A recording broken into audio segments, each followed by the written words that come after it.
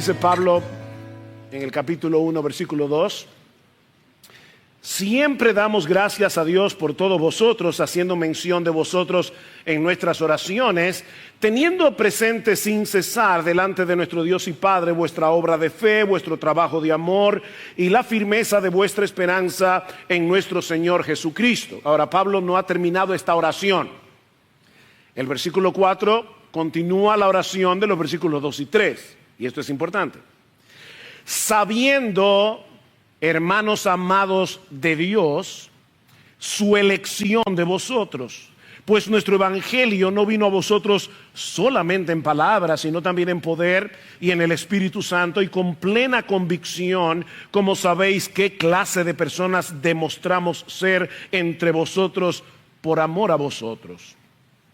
Hace unas semanas atrás iniciamos una serie expositiva, es decir, exponiendo versículo a versículo esta primera carta de Pablo a los tesalonicenses. Y veíamos la manera tan providencial como el Señor fue guiando las cosas, incluso obstaculizando a Pablo durante su segundo viaje misionero para obligarlo, diciéndolo de alguna forma, o guiándolo a llevar el evangelio a la ciudad de Tesalónica. Y vimos cómo en una forma tan sorprendente muchos hombres y mujeres de Tesalónica, incluyendo muchos nobles, dice Lucas, vinieron al Señor. Y luego vemos cómo Dios obró en la vida espiritual de estos nuevos creyentes. Así que Pablo comienza su carta dando gracias a Dios en los versículos 2 y 3 que ya estudiamos, porque esta era una iglesia, dice Pablo,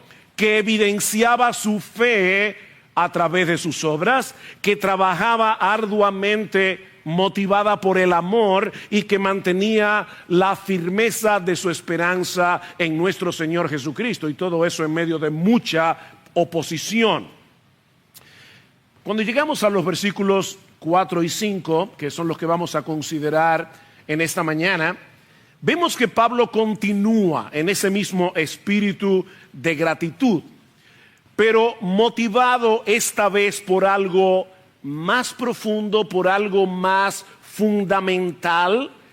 Él daba gracias a Dios porque estos hermanos eran amados y elegidos de Dios.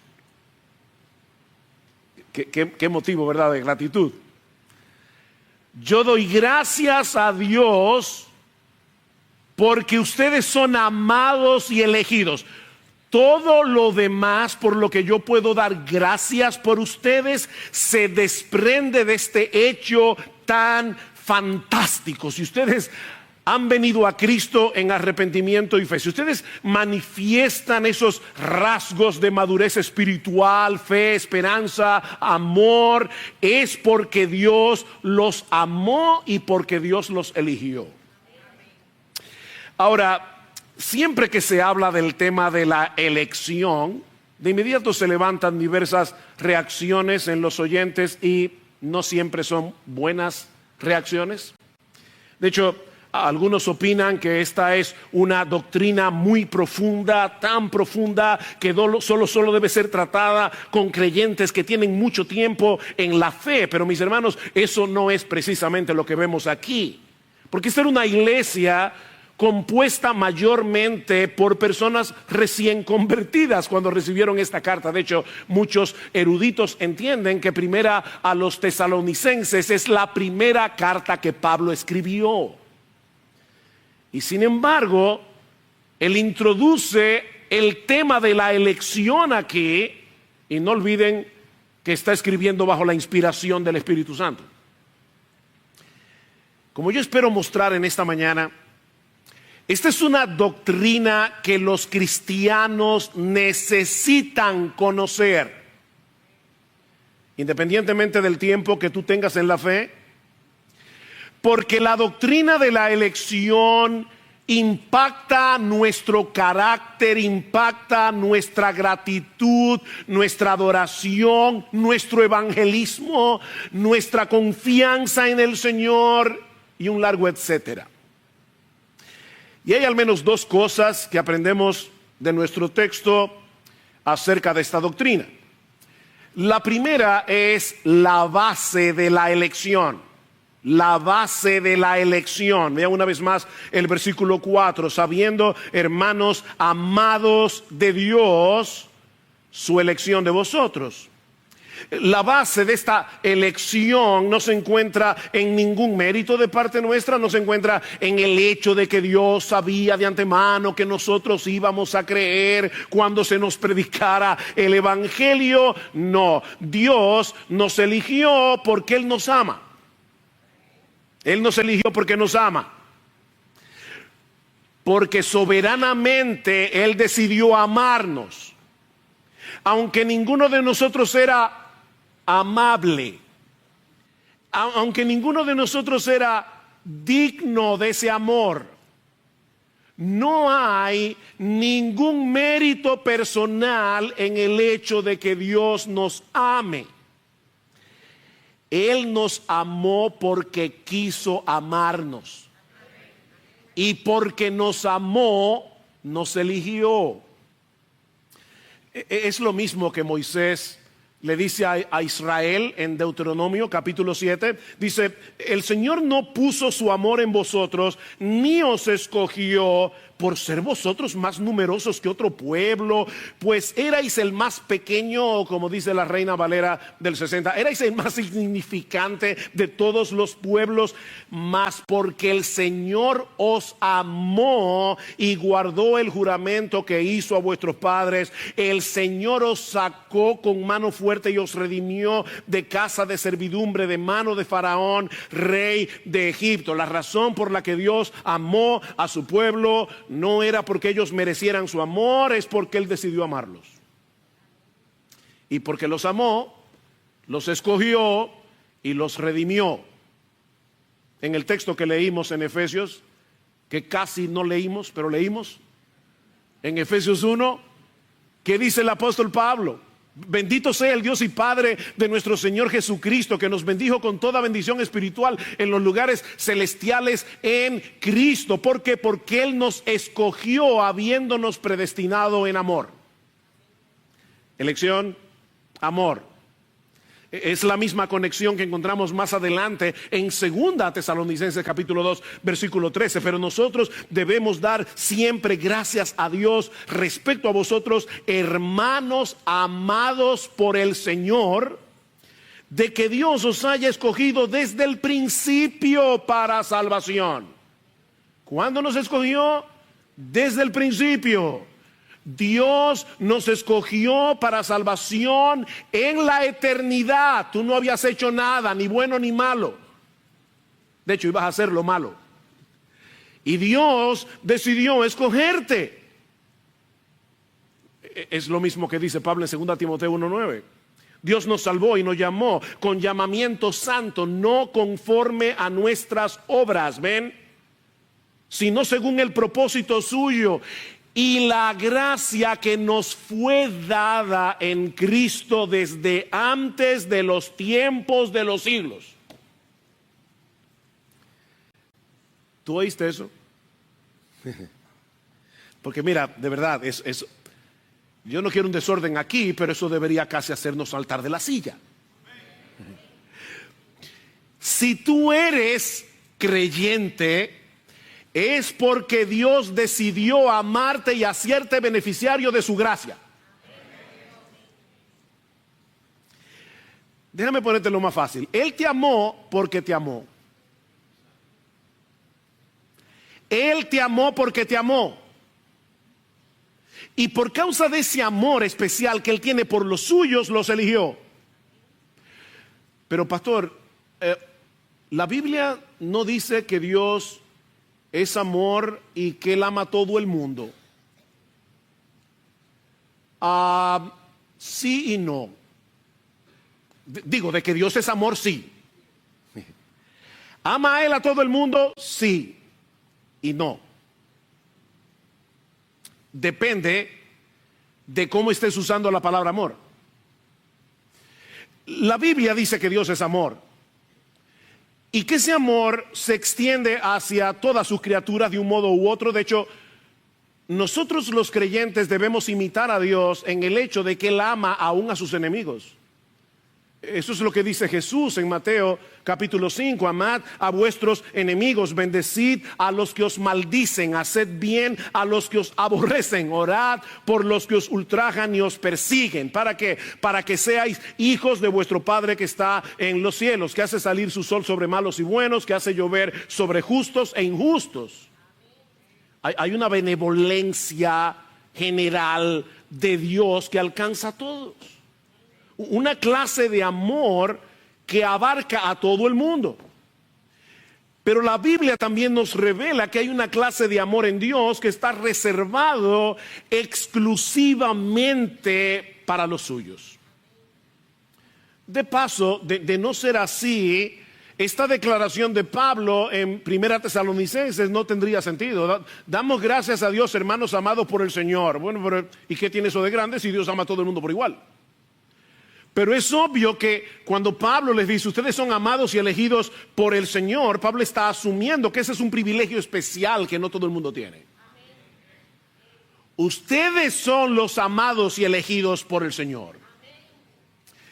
Imagínate que yo estoy hablando con alguien y en medio de la conversación me pregunta, ¿qué te gusta más, la playa, la montaña? Y yo le digo, yo amo las montañas. Y sigue la conversación y más adelante yo le digo que amo a mi perro, que por cierto no tengo perro, pero si lo tuviera. Yo amo a mi perro. Y de repente el tema se mete en el matrimonio y yo le digo que amo a mi esposa. Bueno, yo espero que esa persona entienda que yo no amo a mi esposa como amo la montaña y mucho menos como amo a mi perro. Ahora, las 3 veces yo usé la misma palabra. Amo las montañas, amo a mi perro y amo a mi esposa. De hecho, hermanas queridas de Iglesia Bíblica del Señor Jesucristo, mi deber como creyente, ni siquiera como pastor, es amarla a todas ustedes. Pero si yo las amara a todas ustedes como yo amo a mi esposa, tendría problemas. Porque el amor del esposo por la esposa es un amor particular. Hay un amor a todas las hermanas, amén, pero hay un amor por mi esposa que yo no puedo tener por nadie. Bueno, el amor de Dios es similar a esto. El amor se define por el objeto del amor. Ven, es diferente dependiendo del objeto. El amor de Dios por los suyos es especial. O sea, no se limita a una benevolencia general que nos hace ser partícipes de su sol y de su lluvia. No es más que eso. El amor de Dios por nosotros lo mueve a darnos a Cristo. Y en Él todas las bendiciones que están encerradas en su persona y en su obra. Este es un amor particular por personas particulares. Eso lo vemos, por ejemplo, en la oración de Jesús en Juan 17. Dice, yo ruego por ellos, versículo 9, yo no ruego por el mundo, sino por los que me diste, porque tuyos son. Es decir, Padre, lo que yo te estoy pidiendo por mis discípulos, no lo puedo pedir por el mundo. Ellos son míos, los otros no lo son. Digo, hermanos, eso es lo que está diciendo Jesús. Pero ahora escuchen lo que sigue diciendo el Señor en esta oración en el versículo 22. La gloria que me diste yo les he dado, para que sean uno, así como nosotros somos uno. Yo en ellos, tú en mí, para que sean perfectos en unidad, para que el mundo conozca que tú me enviaste. Y escuchen, y que los has amado a ellos como también a mí me has amado. La Reina Valera lo dice de esa manera. La Biblia de las Américas dice que los amaste tal como me has amado a mí. Gloria al Señor. El Padre, dice la Biblia, tiene en el Hijo toda su complacencia. Y Él nos escogió para unirnos a su Hijo. Por lo tanto, ahora que estamos en Cristo, Él nos ama con la misma clase de amor que tiene reservado para Él. Hermanos, eso es lo que dice Jesús, que los has amado a ellos tal como me has amado a mí. ¿Tú sabes lo que eso significa? Mira, yo sé que muchas veces nosotros, aún los creyentes, nos sentimos carentes de amor. A veces yo he oído a creyentes que dicen, nadie me quiere. Bueno, yo quiero que a partir de hoy el Señor te ayude a no volver a decir eso nunca más. Porque la realidad es que cada vez que nos sentimos carentes de amor, es porque estamos perdiendo de vista la grandeza del amor de Dios por nosotros. O tal vez porque estamos esperando de otros lo que solo Dios puede darnos. Mi hermano, mira, yo sé que esta frase es un cliché evangélico, pero porque lo sea no deja de ser verdad. Dios te ama. El Dios todopoderoso, creador de los cielos y de la tierra, el Rey del universo, Señor de señores, Rey de reyes, te ama. Te ama porque Él decidió amarte. Es un amor particular y especial. Es un amor tan grande, tan vasto, tan profundo, que no deja lugar a ninguna necesidad psicológica. Nosotros no somos una taza de amor con un agujero. Hay personas que se ven así, como una taza de amor con un agujero. No importa cuánto tú le metas y le metas y le metas, nunca lo llenas porque no se sacia. No somos una taza de amor con un agujero. Nosotros somos una taza de amor en la que el amor sobreabunda. Porque somos amados por Dios. Amados por Dios.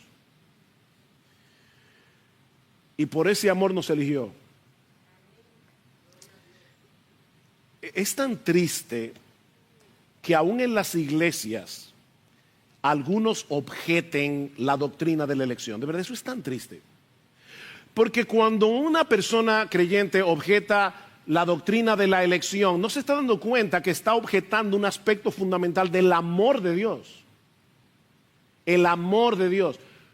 Dios no ama en general, Dios ama en particular. Decía el filósofo español Miguel de Unamuno en El sentimiento trágico de la vida: no me hables de tu amor por la humanidad, háblame del amor por el hombre. Es fácil amar a la humanidad, ¿verdad? Hay un montón de gente que ama a la humanidad. No me digas que tú amas a la humanidad. Es como tú amas a gente concreta de carne y hueso. Bueno, Dios no ama a la humanidad. Dios te ama a ti, a ti, a ti, a ti, por nombre. Porque Él decidió amarte y porque te amó, te escogió. Pero como les decía, no todo el mundo acepta esta doctrina. Definitivamente aún en los creyentes muchas veces hay ese orgullo, porque yo creo que hay un orgullo en cierto modo. A veces es ignorancia de la Biblia, pero otras veces es no aceptar el hecho de que yo no puse nada en mi salvación que no sea mi pecado. Y por eso objetan esta doctrina. Por ejemplo, algunos dicen que la elección atenta contra nuestra libertad. La elección atenta contra nuestra libertad. Si es Dios el que elige, entonces nosotros somos títeres en sus manos, no somos libres. Pero esta objeción parte de un concepto equivocado de lo que es la libertad.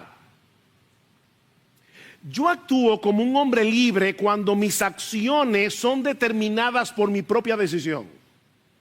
Cuando fui yo que lo decidí, cuando yo no fui forzado a hacer lo que hice, ni a decidir lo que decidí. Entonces actué como un hombre libre. Cuando yo me convertí, cuando tú te convertiste, lo hicimos porque quisimos. Nadie te forzó a convertirte, ni Dios. Fue una decisión libre y voluntaria. El día que mis hermanos y yo nos bautizamos, hace 45 añitos, verano del 77, en la pila bautismal cantamos un corito que seguramente muchos de ustedes han escuchado. Es muy conocido. he decidido seguir a Cristo, he decidido seguir a Cristo, no vuelvo atrás, no vuelvo atrás. Pregunta, ¿expresa ese corito una verdad bíblica? ¿Es esa línea teológicamente correcta? Sí, sí. Mis hermanos, cuando un pecador viene a Cristo en arrepentimiento y fe, es porque él ha decidido seguir a Cristo. Ahora, ¿qué fue lo que hizo posible que ese pecador que estaba muerto, no agonizando, no medio muerto, muertecito espiritualmente? ¿Qué fue lo que hizo que ese pecador, muerto en sus delitos y pecados, pudiera tomar la decisión voluntaria y libre de seguir a Cristo? La obra regeneradora del Espíritu por causa de la elección del Padre. Claro, yo no sabía cuando decidí seguir a Cristo todo esto. Esto era demasiado teológico para mí en ese momento. Yo tomé una decisión, pero ya el Padre había obrado en mí por la obra de su Espíritu. Por eso alguien sugiere que se le añadan por lo menos 2 estrofas más a este corito, que en español sería algo como esto. Pues fui elegido por Dios el Padre. ¿Ven?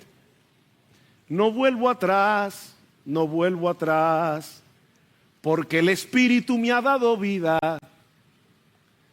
No vuelvo atrás, perdonen el desafine, no vuelvo atrás.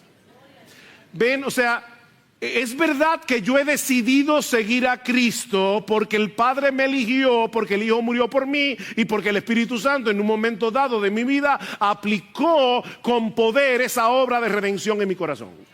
Si no, yo no hubiera decidido seguir a Cristo. Ahora, noten qué es lo que ha pasado aquí. Dios nos libera de la esclavitud del pecado. Dios nos hace nacer de nuevo para que por primera vez en nuestras vidas nosotros podamos actuar como seres libres. Cuando yo me convertí, por primera vez en mi vida actué como un ser libre. Porque Dios en la regeneración me había libertado de la esclavitud del pecado y me había dado nueva vida en Cristo. Por eso decía Agustín de Hipona que la elección divina no destruye la libertad humana, sino que más bien la restaura. La elección no destruye nuestra libertad, restaura nuestra libertad. Otra objeción común es que esta doctrina hace de Dios un ser arbitrario y hasta cierto punto injusto. ¿Cómo es posible que Dios elija a unos y no a otros? Bueno, esta objeción no tiene sentido. No tiene sentido porque Dios no está obligado a salvar a nadie. De hecho, es al contrario. Dios sí está obligado por su justicia perfecta a condenarlos a todos. Dios no está obligado a salvar a nadie. Así que si Dios hubiera decidido no salvar a ningún ser humano, como quiera seguiría siendo bueno, santo y justo. Él no está obligado. Y Él ha decidido salvar a millones, al costo de la vida de su Hijo. ¿Tú quieres más amor? Por otra parte, nadie puede acusar a Dios de favoritismo, nadie puede acusar a Dios de parcialidad, por la sencilla razón de que todos serán condenados justamente por sus propios pecados y porque la oferta del Evangelio está disponible para el que la quiera. Si 2 individuos están en la cárcel condenados por homicidio y el juez decide por amor cumplir la condena de uno y no del otro, este otro no tiene nada que objetar porque él está en la cárcel por su propio crimen. Sobre todo cuando el juez a este otro también le ofreció el indulto y él lo rechazó. No es lo que pasa con el Evangelio. Nosotros predicamos el Evangelio, llamamos a cualquiera, el que quiera, que venga y tome del agua de la vida gratuitamente, y el pecador dice: yo no lo quiero. ¿Dónde está la injusticia? De hecho, Pablo trata con esa objeción. ¿Recuerdan en Romanos capítulo 9, versículo 14? Dice Pablo, ¿qué pues diremos? ¿Que hay injusticia en Dios? De paso, Pablo está discutiendo aquí con alguien que no cree lo que él cree. O sea, Pablo está discutiendo con alguien que no cree en la doctrina de la elección. Así que nosotros estamos del lado de Pablo. Y yo me alegro mucho. Entonces Pablo está discutiendo con alguien que está del otro lado. Y dice que pues diremos que hay injusticia en Dios en ninguna manera. Pues a Moisés dice, está citando aquí Éxodo 33, tendré misericordia del que yo sé que cuando se le predique el evangelio, él va a tener un corazón más blando y va a recibir el mensaje y va a aceptar a Cristo. No. Yo tendré misericordia del que yo tenga misericordia. Y me compadeceré del que yo me compadezca. Así que no depende del que quiere ni del que corre, sino de Dios que tiene misericordia. Como Dios sabe que nadie va a correr porque nadie quiere correr hacia Él, entonces Dios en su soberana voluntad decide obrar eficazmente en muchos para traerlos con cuerdas de amor a la cruz del Calvario.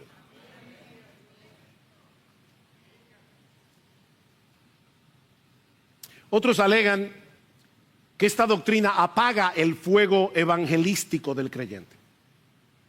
Porque nos lleva a pensar que los elegidos se van a salvar como quiera, sea que les prediquemos o no. Pero esta objeción no toma en cuenta que Dios no solo ha predestinado quienes se van a salvar, sino también el medio a través del cual esos elegidos se van a salvar, y el medio es la predicación del evangelio. ¿Qué dice Pablo en 1 Corintios capítulo 1 versículo 21? Dios ha decretado salvar a los creyentes. ¿Por qué? Por la locura de la predicación.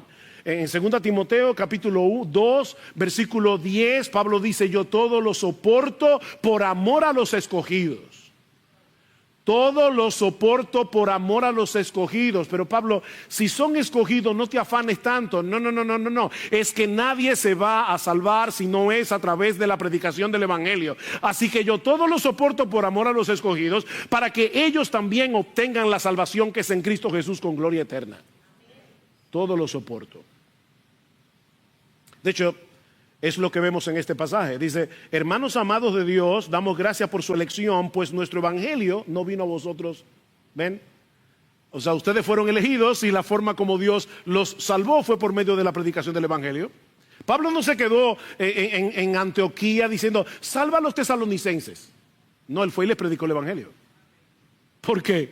Porque nadie se va a salvar si no le predican el evangelio. Como dice John Stott, la doctrina de la elección, lejos de hacer innecesaria la evangelización, la hace indispensable, porque es solo a través de la predicación y recepción del evangelio que el propósito secreto de Dios llega a ser revelado y conocido. Ahora, ¿cómo podía Pablo estar tan seguro, de que Dios había escogido a los tesalonicenses? Porque él está diciendo, yo doy gracias a Dios porque Él los amó y los eligió. ¿Y cómo Pablo sabía eso? O déjenme poner esta pregunta más personal. ¿Puedes tú saber si Dios te eligió a ti? Esa pregunta es importante. ¿Puedes tú saber si Dios te eligió? Bueno, eso nos lleva a nuestro segundo encabezado. Ya vimos la base de la elección, el amor de Dios. Veamos ahora las evidencias de la elección.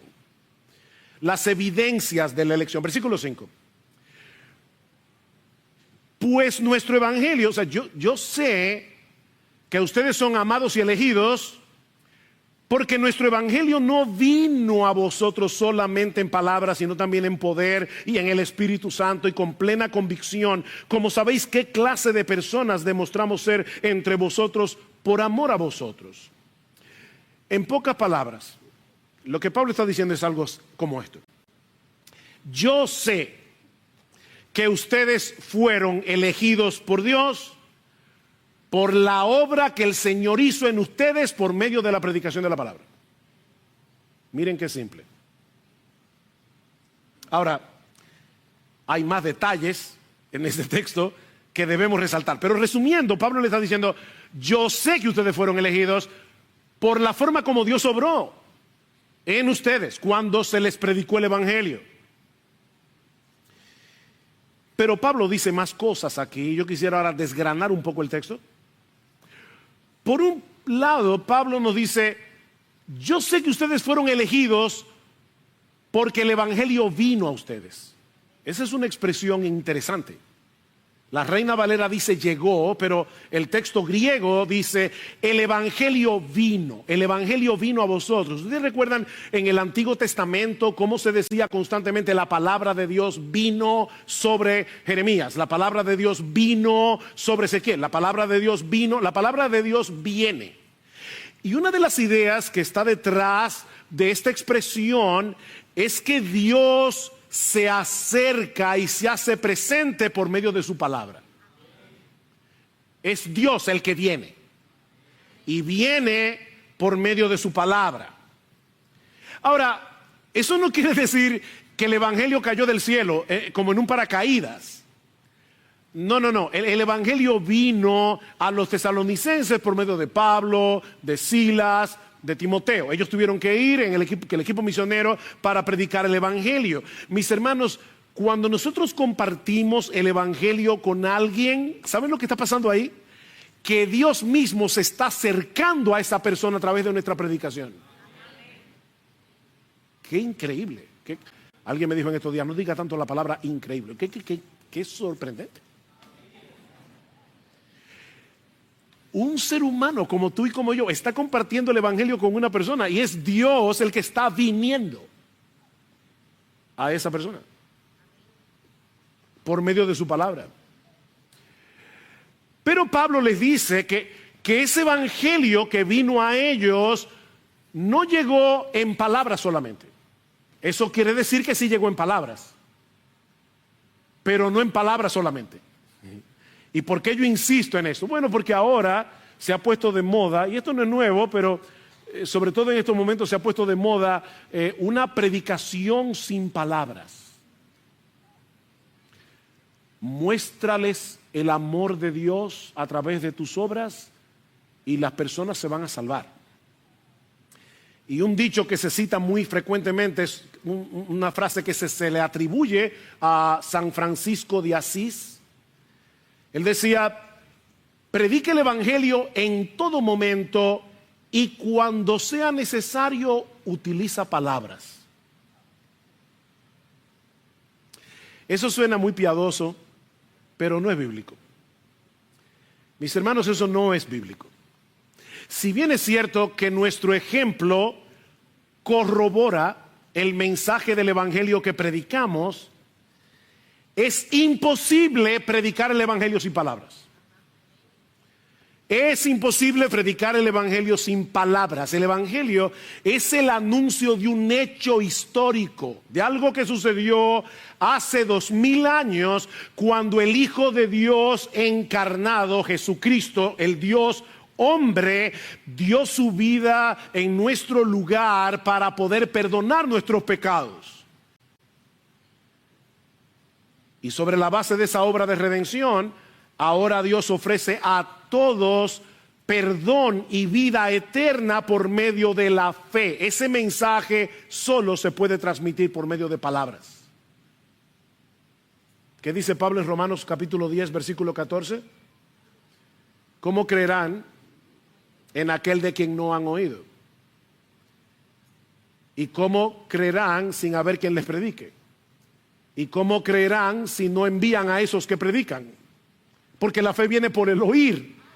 Y el oír por la palabra de Dios. La fe no viene simplemente porque alguien diga, wow, qué amoroso es fulano. No, eso no contiene el mensaje del evangelio. Pero Pablo sabía que ellos habían sido elegidos porque el evangelio vino a ellos no solamente en palabras, sino también en poder. no solo en palabras, sino también en poder. Mientras los misioneros predicaban el evangelio, el Espíritu Santo les abría el entendimiento para que los tesalonicenses vieran la negrura de su pecado, para que los tesalonicenses vieran la hermosura de nuestro Salvador que nos sustituyó en una cruz, para que los tesalonicenses vinieran a Cristo en arrepentimiento y fe. Yo predico con palabras, pero mis palabras no pueden convertir a nadie. Solo el Espíritu Santo puede hacer eso. Solo el Espíritu Santo. Versículo 6. Y vosotros vinisteis a ser imitadores de nosotros y del Señor, habiendo recibido la palabra en medio de mucha tribulación, con gozo del Espíritu Santo. Yo no puedo evitar, cada vez que leo algo como esto, no puedo evitar recordar mi propia conversión. O sea, de verdad, yo vuelvo atrás hace 45 años, siendo un agnóstico, no creyendo ni en el agua fría, y de repente alguien me predica el evangelio, yo comienzo a leer la Biblia y de inmediato estoy convencido de que este libro es la palabra de Dios. ¿Cómo sucede eso?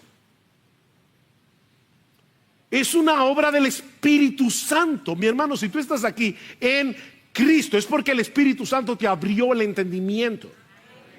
No hay otra forma. Y no solo eso. Mira, déjame decirte algo.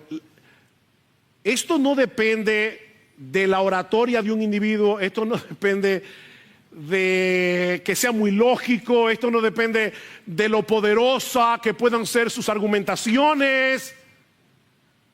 Eso depende del Espíritu Santo. Claro que yo tengo que predicar el evangelio, claro que yo debo ser lógico en mi predicación del evangelio, claro que yo debo razonar el evangelio. Lo vemos en el libro de los Hechos. Dice que Pablo persuadía a judíos y a griegos. Pablo persuadía, tenía un argumento racional. Pero no es eso lo que va a salvar a nadie. Eso es un instrumento que usa Dios. Pero hay algo más. Pablo dice en el texto que él sabía que ellos habían sido elegidos, porque el evangelio no vino en palabras solamente, sino también en poder, en el Espíritu Santo y con plena convicción. Con plena convicción. Mientras Pablo, Silas y Timoteo predicaban el evangelio en Tesalónica, en medio de mucha oposición, ellos estaban experimentando tal convicción de la importancia vital del evangelio y tenían tal interés porque ellos se salvaran, que nada de eso los frenó para predicarles el evangelio. Esa plena convicción no era en los tesalonicenses, es una plena convicción en Pablo y en Silas y en Timoteo. O sea, Pablo está diciendo, Dios hizo una obra en nosotros, dándonos una convicción tan grande de lo maravilloso que es el evangelio, de la importancia del evangelio, de la hermosura de Jesús, que aún en medio de la oposición nada pudo frenarnos, porque nosotros queríamos que ustedes fueran salvos. Eso solo lo da el Espíritu Santo. ¿Alguna vez tú has pensado que cuando alguien quiso predicarte el evangelio y mientras tú lo escuchabas te dabas cuenta que esa persona de verdad creía lo que creía? O sea, que no te estaba hablando de la boca para afuera, sino que tú dices, bueno, yo no creo lo que él cree, pero él sí lo cree. Era porque Dios estaba obrando en esa persona por amor a ti. Fíjense lo que dice Pablo otra vez. Dice, con plena convicción, como sabéis qué clase de personas demostramos ser entre vosotros, por amor a vosotros. Por amor a vosotros. Miren, nosotros somos tan egoístas que de verdad no tenemos la disposición de sufrir tribulaciones, oposición y problemas para llevarle el evangelio a otro. Ese amor es un fruto del Espíritu Santo. ¿No es así? Gálatas 5:22. Entonces es Dios que pone ese interés, es Dios que pone ese amor para que un misionero salga de su zona de comodidad para llevar el evangelio. Y de paso, chicos, esto se aplica a ti también si tú naciste en un hogar cristiano. Para que nadie piense, bueno, eso es aquellos que vivieron, ¿verdad?, fuera de la iglesia, pero yo nací aquí. Y por lo tanto yo estoy oyendo el Evangelio desde que nací. Bueno, fue Dios el que te hizo nacer en un hogar cristiano para que te expusieras al Evangelio desde niño. Así que también se aplica a ti. También se aplica a ti. En resumen, mis hermanos, Pablo sabía que ellos habían sido elegidos por la manera como recibieron la palabra. ¿Qué dice en el capítulo 2, versículo 13? Por esto también nosotros sin cesar damos gracias a Dios de que cuando recibisteis la palabra de Dios que oísteis de nosotros, la aceptasteis no como la palabra de hombres, sino como lo que realmente es la palabra de Dios, la cual también hace su obra en vosotros los que creéis. ¿Tú crees que este libro es la palabra de Dios?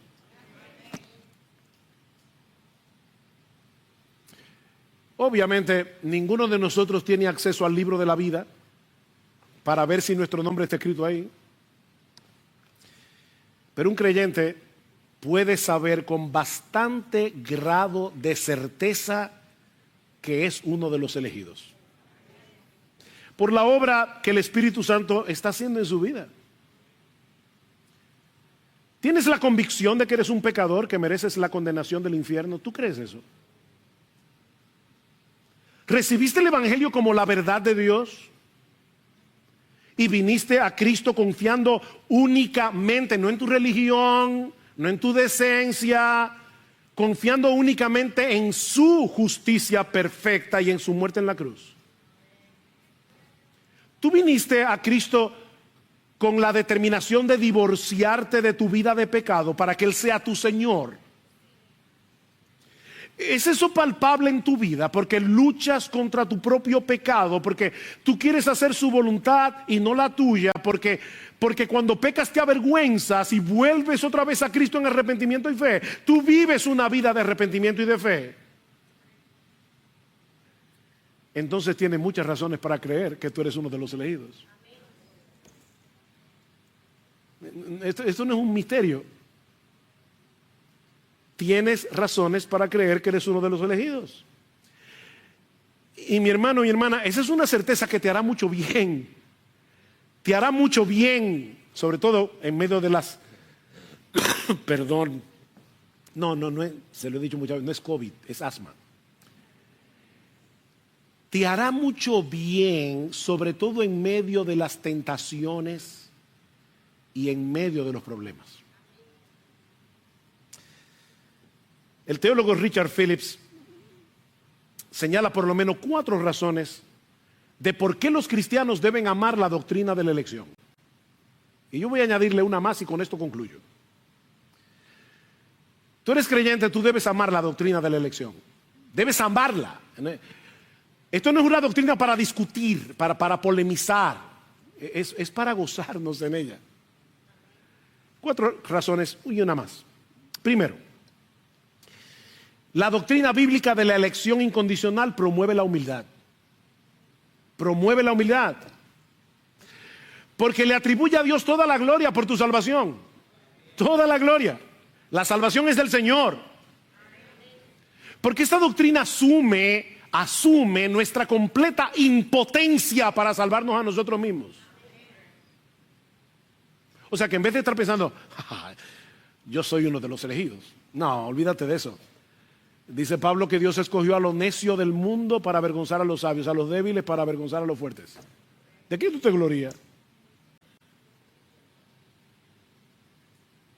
Dice Arthur Pink, un teólogo del pasado reciente, esta verdad declara que la salvación es del Señor en su origen, del Señor en su acción, del Señor en su consumación. Y todo esto es muy humillante para el corazón del hombre, que siempre quiere contribuir al precio de su redención y hacer algo que le permita jactarse y sentirse satisfecho de sí mismo. ¿Tú sabes por qué la gente rechaza el Evangelio? Porque es demasiado fácil. Porque nos quita toda la gloria. Es como tú solo pones tu pecado, Cristo pone su justicia. Eso humilla al hombre. En segundo lugar, la doctrina bíblica de la elección promueve la santidad. La doctrina bíblica de la elección promueve la santidad. Muchos presuponen que si nosotros partimos de la premisa de que la salvación no depende en absoluto de nuestro esfuerzo, sino de la misericordia de Dios, yo no voy a tener ninguna motivación para esforzarme en mi lucha contra el pecado. Pero es exactamente lo contrario. Cuando el creyente entiende que Dios lo escogió en Cristo desde antes de la fundación del mundo para ser santos y sin mancha delante de Él, para eso fue que fuimos escogidos, o como dice en 1 Tesalonicenses 4:13, porque la voluntad de Dios es vuestra santificación. Eso es una poderosa motivación para seguir hacia esa meta. No fuimos escogidos primariamente para ser felices, sino para ser santos. Primariamente. Esa es la gran prioridad de la vida cristiana. Pablo dice en Romanos 8:29 que Dios nos predestinó para que fuésemos hechos conformes a la imagen de su Hijo. Eso debe producir en nosotros un profundo anhelo por crecer en santidad, que no es otra cosa que crecer a la imagen de Jesús. Tercero, la doctrina bíblica de la elección promueve la seguridad de salvación. Mis hermanos, ¿qué puede darle más seguridad a un creyente que el hecho de saber que la salvación depende enteramente del Dios soberano, que sin condición alguna decidió amarnos y elegirnos desde antes de la fundación del mundo? Yo le doy muchas gracias al Señor de que yo no tengo fe en mi fe, porque mi fe es variable. El decreto de Dios es invariable, es inmutable. Si Dios fuera como yo, hace rato que me hubiera quitado la salvación, pero Dios no es como yo. Y mi salvación depende de su carácter. Mi salvación depende de la obra. This world is endless, so wide, so far, but somehow I'm still lost in you.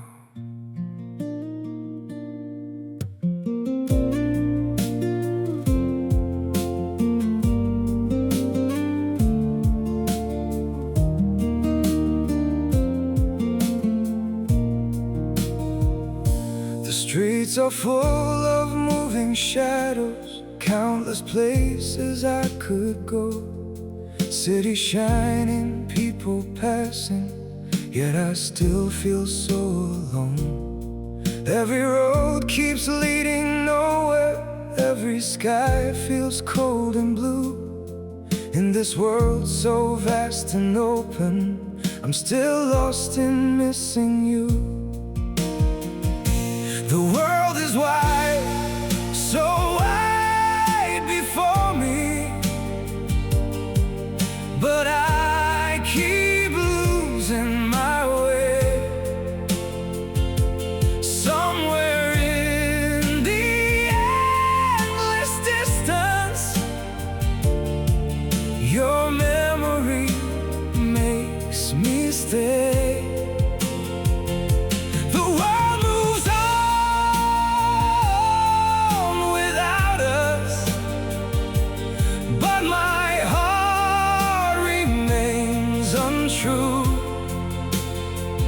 For no matter where these feet may wander, I'm still lost in missing you. I have tried to outrun silence, tried to leave your ghost behind, but your name still echoes softly through the corners of my mind. The world is wide, so wide before me, but I keep losing my way. Somewhere in the endless distance, your memory makes me stay.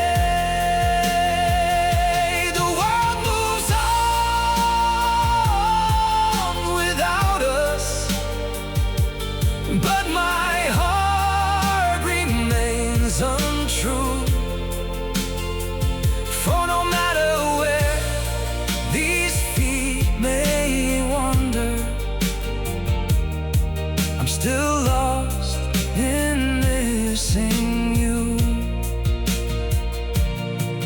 Maybe someday I'll stop searching for your face in every crowd. But until that day, this broken heart will keep calling your name out.